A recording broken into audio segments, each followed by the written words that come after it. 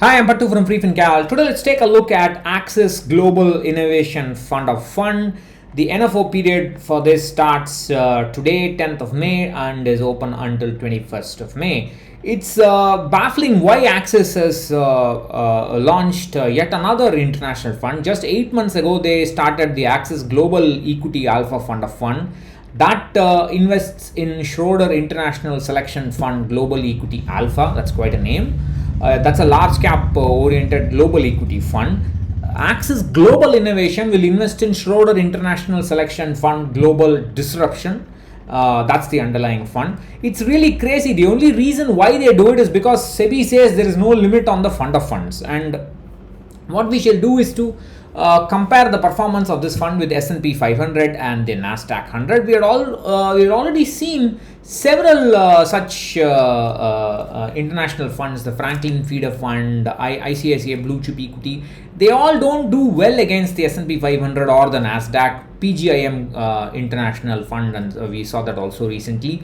So again, they're going to check the same for this fund. This fund is just started in December 2018, so it's a very new fund. I don't know why they want to do it, except for the fact that they have this disruption keyword, and they say according to the Schroeder AMC, disruption typically means innovation, whether due to technology or otherwise, which changes a particular industry by creating new markets, products, or service models. Disruption can be observed in many industries such as e-commerce, media, communication, and banking and payments, blah blah blah. Blah blah blah, whatever. So they say that there is no benchmark for the fund, but if you want, you can compare it with the Morgan Stanley all cap world index.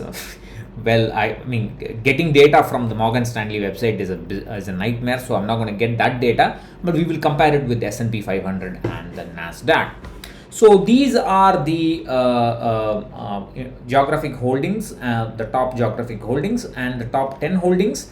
The fund has it has got a AUM of 337.62 million USD, and the base TER for that fund is about 1%. On top of that, Axis will be charging for their own fund of fund.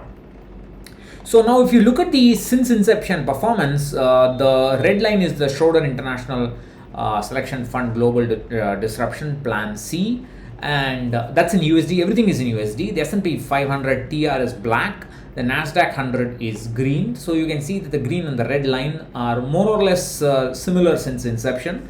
And so even after expenses, it's not able to beat the Nasdaq. So if you invest in the Axis fund, you will have to pay more expenses. So beating the Nasdaq would be more difficult. So my suggestion has always been the same. People who want international diversification, the best option as of now for them, low cost, less concentration risk, less volatile option is the Motilal Oswal S&P 500 index. I still get a lot of criticism for saying avoid the Nasdaq 100. But those are young people, they don't understand what their risk appetites are. That's fine. I don't care much for that.